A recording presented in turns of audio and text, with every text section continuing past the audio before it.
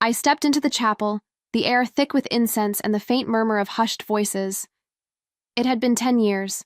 10 long years since I last set foot in this place, since I had last spoken to any of them. The bitter sting of estrangement still burned, and it hit me harder now than I expected.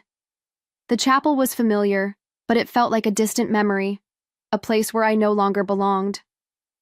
I saw Mark first, standing near the front, arms crossed tightly over his chest, as if trying to hold in everything he didn't want to feel. His eyes flicked over to me, but he didn't offer even a brief smile or a wave. No, he just glanced away, as if I were a stranger, a ghost who had no business being there. Sarah was next, standing near the door, her posture stiff and guarded. She didn't even look at me. Her eyes were fixed on the floor, as if avoiding the painful truth. I tried not to feel the sting of their coldness, but it was impossible. This was my family. And yet it felt like I had walked into a room full of people who had no place for me. I could feel their judgment in the air, thick and suffocating. 10 years had passed since I left because of the lies, the betrayal, and the silent war that had destroyed everything between us. But even after all this time, nothing had changed. They didn't want me here. I barely noticed the funeral proceeding in front of me. The words of the priest were a blur, drowned out by the weight of my own thoughts. It wasn't until the lawyer came over to me that I snapped back into reality. He handed me a small wooden box, its surface scratched and worn, as if it had carried more than just time in its corners.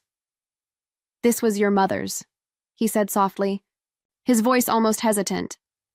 "She left it for you." I took it from him, my fingers shaking slightly. The box felt heavier than it looked. I glanced at Mark and Sarah, both of them still close by, their eyes avoiding mine.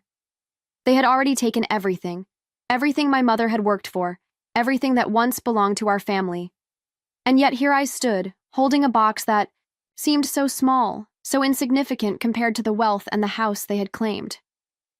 "What is this?" I asked, my voice barely audible, though I wasn't sure I even wanted to hear the answer.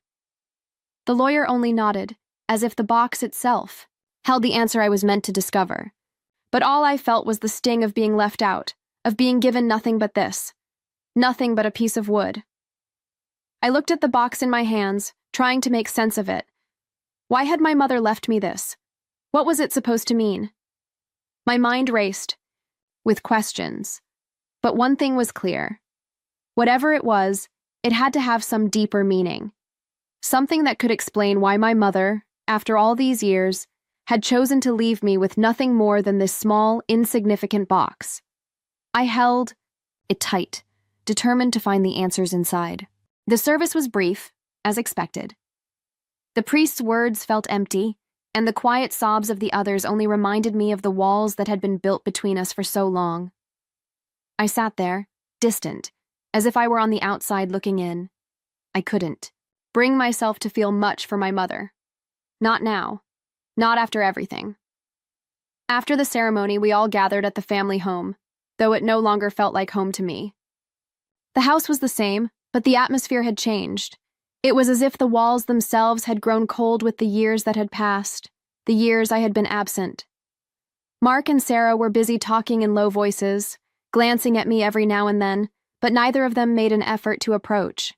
It was like they were pretending I wasn't there. Or maybe they didn't know what to say after everything that had happened. I watched them, how they walked through the house with such ease, like nothing had changed, like nothing had ever been broken.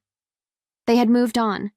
They had their families, their lives, and now they had the house, the one thing that had always kept us together. Or so I thought. But it was clear now. My mother's death had only further divided us. Mark and Sarah were already speaking in hushed tones about the inheritance. They were discussing what they were going to do with the house, how they were going to divide everything up. And I stood there, in the corner, like an outsider. They had taken it all, without even a second thought. The lawyer finally arrived and began reading the will aloud.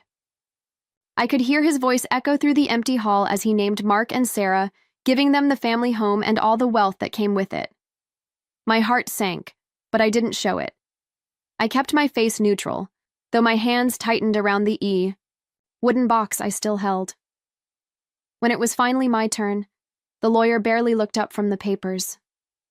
"Emily," he said, his voice almost apologetic, "you've left this." He gestured toward the box in my hands. Nothing else. The room fell, silent.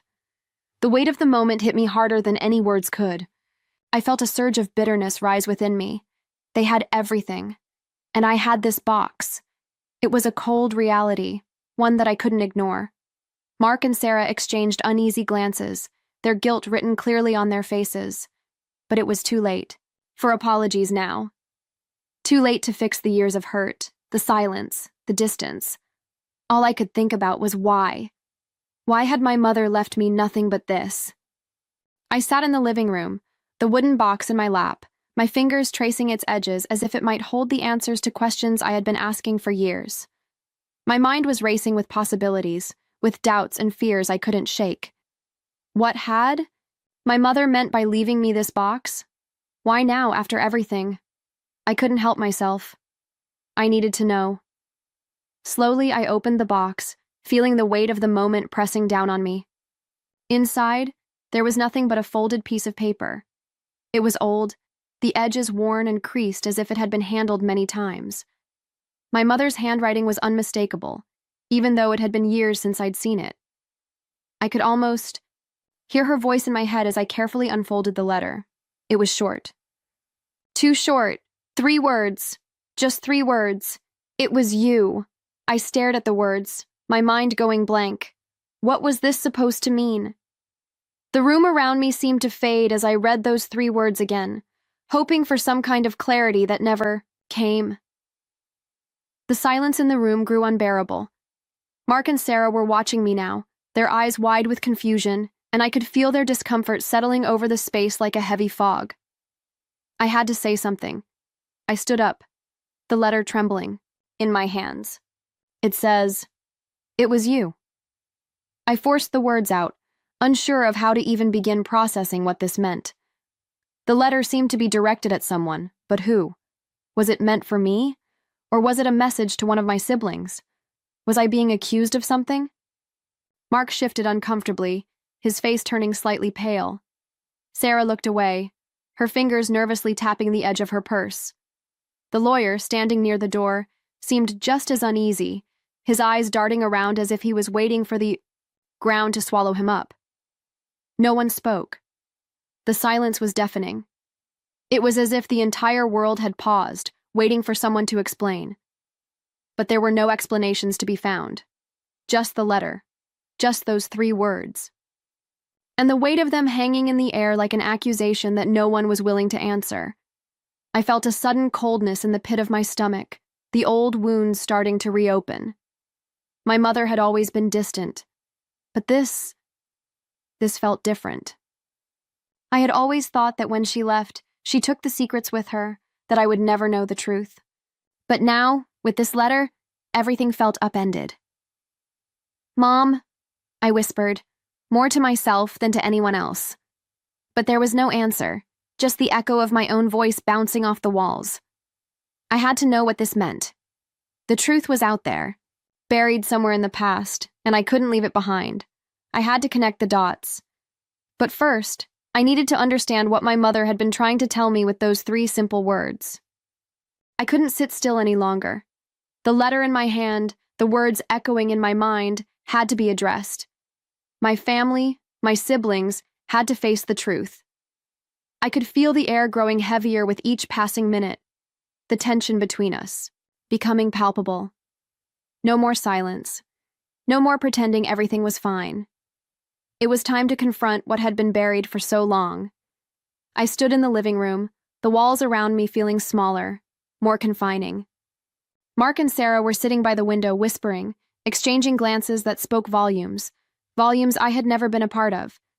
I wasn't going to wait for them to make the first move, not anymore. "I need to know what this means," I said, holding up the letter. My voice was calm, but I could feel the heat rising in my chest. "It says, 'It was you.' Who is it meant for?" Mark's eyes shifted, avoiding mine. He cleared his throat. I don't know what you're talking about, Em. Don't lie to me, Mark, I snapped, stepping forward. You've always been the one to cover everything up, to pretend like nothing ever happened. But I'm done pretending. I pointed to the letter in my hand. What does it mean? What is Mom trying to say? Sarah shifted uncomfortably in her seat, her fingers fidgeting with the edge of her sleeve. She wasn't saying anything, but I could see her mind working. She wasn't innocent in this either. They both had known something I didn't. Maybe. It's time you stop digging into things you don't understand, Mark muttered, standing up. There was anger in his voice now, but it wasn't the kind of anger that came from strength. It was defensive, desperate. No, I said, my voice rising. I need to understand. This is about all of us, isn't it? Everything that's happened. All the things that were hidden from me. From everyone. And now, this letter. You think I'm just supposed to let it go? The room fell silent, and I could feel the weight of their guilt pressing down on us. Mark and Sarah were trapped, caught between the lies they had told and the truth they had kept from me.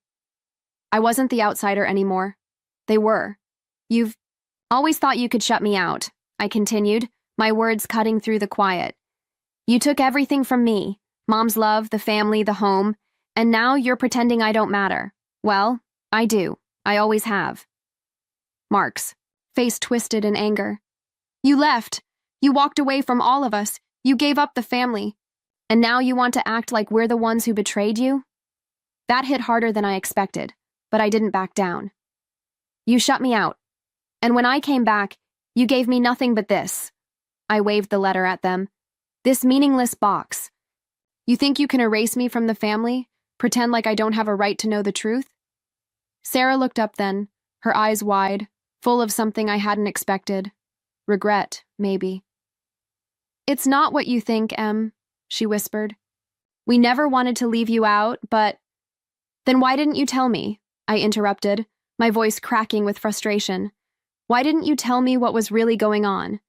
Why didn't you tell me about Mom's secret life? The words hung in the air, and for a moment, no one moved. Then Sarah spoke, her voice trembling. Because you weren't supposed to know. Not about the will, not about the debts, and not about what really happened that night. What night? I demanded, my pulse racing. Mark's face turned pale. You really want to know? His voice dropped to a whisper. You were the one who pushed her away. You were the one who started the fight. You didn't want to stay. You didn't want to be part of the family anymore. I froze. The realization hit me like a freight train. The fight. The night I walked away, I had been the one to end it. And now, everything I had been running from came crashing back. The letter had left a bitter taste in my mouth, but now, it felt like I was choking on the truth. I couldn't stop thinking about it, about the 3 words, "It was you," and what they had meant. My mother's final message wasn't just an accusation. It was a revelation, one I wasn't ready for but couldn't ignore any longer. I needed to understand what had happened, what I had done, and how everything had spiraled into the mess we were in now. So I set out to dig deeper, to pry open the doors that had been slammed shut for so long. The first place I went was the family lawyer's office.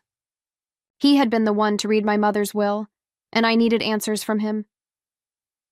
When I arrived, the lawyer was seated behind his desk, flipping through papers, looking as if he was trying to avoid making eye contact. I wasn't going to let him hide behind his professionalism. I slammed the letter down in front of him, the weight of it heavy between us. I need the truth, I said, my voice trembling but firm. What is this about? What was my mother trying to protect me from? What was I a part of? The lawyer didn't immediately answer, his eyes shifting to the letter before he sighed, rubbing his temples. Emily, your mother, she didn't want you to know, he began, his voice low. She did everything she could to protect you. From the family. From the truth. What truth? I pressed, frustration bubbling inside me. What are you talking about? What was I involved in? The lawyer hesitated before answering. Your mother's will, it wasn't just about passing down assets. She was trying to protect you from the consequences of a decision you made years ago. A decision that, in many ways, tore the family apart. I felt a lump form in my throat. What decision? Your relationship with your father, he said quietly. And your choice to leave him. It was never just about you two. It was about the company, the investments, and the financial standing of the entire family. When you walked away, it set off a chain of events. Your father's company, your mother's trust, they started to crumble. Your decision to leave, it cost them more than you knew. The weight of his words hit me like a tidal wave. I had thought I was leaving to escape the chaos, to find myself again, but I hadn't realized how much my absence had affected everyone. My relationship with my father, the fallout from the business, the debts. I had been too focused on my own pain to see the damage I'd caused. I didn't know, I whispered, my voice cracking. I didn't know it was that bad. You couldn't, he said. Your mother kept it from you. She didn't want you to carry that burden.